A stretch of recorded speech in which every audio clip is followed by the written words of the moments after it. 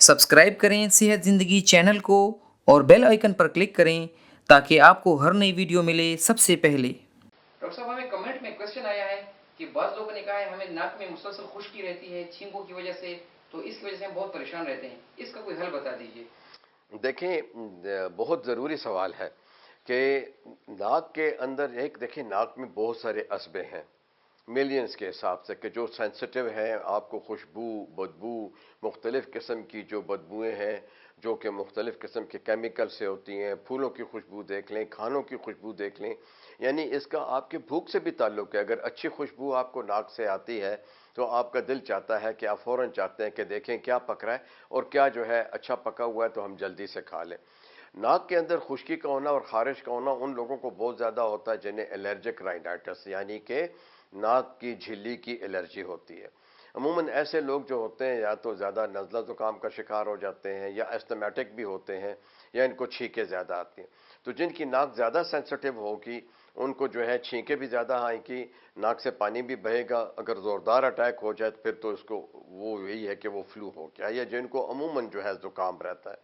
तो चूंकि हम अद्वियात ऐसी इस्तेमाल करते हैं कि जिससे ड्राइनेस पैदा होती है, हमारे 90% एंटी हिस्टामीन्स जो हैं वो और जो कफ सिरप जो है वो हमारे मुंह को भी और हमारी नाक की झिल्ली को भी खुश्क कर लेते हैं। तो इसका बेहतर तरीका यह है कि जब कभी भी आप मुंह हाथ धोएं, एक तो यह कि दिन में बार बार मुंह हाथ धोएं, खासकर जो आजकल वायरल डिजीज़ हैं उसके लिए भी बहुत ज़रूरी है। आप जो है बार बार अपनी नाक में उंगली न मारें। अद्वियात के चुनाव में डॉक्टर की पसंद होनी चाहिए और डॉक्टर का नुस्खा होनी चाहिए। खुद से दवाइयाँ ना लें। बहुत से मरीज़ जो हैं रिसेंटली जितने भी वायरल एपिसोड्स हुए हैं उसमें गलत दवाइयाँ और खुद दवाइयाँ लेने से बीमार हुए हैं। तो ऐसा कभी नहीं करना चाहिए।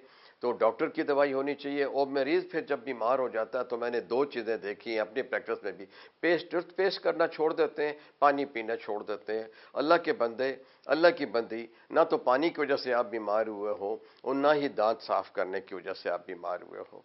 तो दांत को अगर बीमारी में तो 3 दफ़ा नहीं बल्कि 6 दफ़ा आप साफ करें। उंगली से भी साफ करें, कुल्ली करके, गरारा भी करें और टूथ ब्रश से भी करें। चाहे आप मसवाक का इस्तेमाल करते हैं मसवाक का इस्तेमाल करें, गरारे भी करें और पानी ज़्यादा पीजिए। तो ये जो नाक में खारिश होती है, नाक में खुश्की होती है, इसमें जो है आपकी जो मौजूदा बीमारी है एलर्जिक राइनाइटिस और अद्वियात शामिल है। बहुत आसान टोटका है कि जब भी आप मुंह हाथ धोएं तो नाक में पानी भी चढ़ा लें, फिर उसके बाद एक कॉटन बड जो है उसको जो है जैतून के तेल में जो है लगा लें और उसको नाक के नथनों में दोनों तरफ जो है अच्छी तरह जो है एक कॉटन बड से एक नाक की तरफ, दूसरे कॉटन बड से तेल जो है जैतून का वो नाक में अच्छी तरह लगाएं। और वैसे भी अगर जल्दी में है, हाथ साफ किए हुए हैं, तो छोटी उंगली जो है जिसका नाखून कटा हुआ हो, साफ हो, वो थोड़ा सा जैतून का तेल लेके, इसे हम अपनी ज़ुबान में पंजाबी में तो कहते हैं कि नक विच चोपड़ लाए and apply to the nasal nostrils, यानी अप्लाई करें, यानी छोटी उंगली से दोनों तरफ अच्छी तरह इसको मल लें। बेहतर तरीका यह है कि कॉटन बड से जो है इसको लगाइए और इसको 2 दफ़ा लगाने से ये होगा कि छींकें भी कम आएंगी, नाक भी कम बहेगा, खारिश भी नहीं होगी, बार बार नाक में उंगली मारने की जो है वो भी जो है ज़रूरत पेश नहीं आएगी। तो नाक की खुश्की भी ठीक होगी, छींकें भी ठीक होंगी और एलर्जी भी कम होगी, क्योंकि हम नाक को बार बार पोंछते हैं और ऐसी दवाइयाँ इस्तेमाल करते हैं कि जिससे नाक में सिक्रीशन से इतना ज़ख्म नहीं होता कि जितना नाक को रगड़ने से, नाक को ज़ोर ज़ोर से रगड़ने से, साफ़ करने से हम नाक की बाहर की झिल्ली को भी ज़ख्म कर देते हैं और अंदर की झिल्ली को भी ज़ख्म कर देते हैं। तो जैतून का तेल एक बेहतरीन मरहम का काम करता है। तो आपको इस मर्ज़ से निजात मिल जाएगी। शुक्रिया।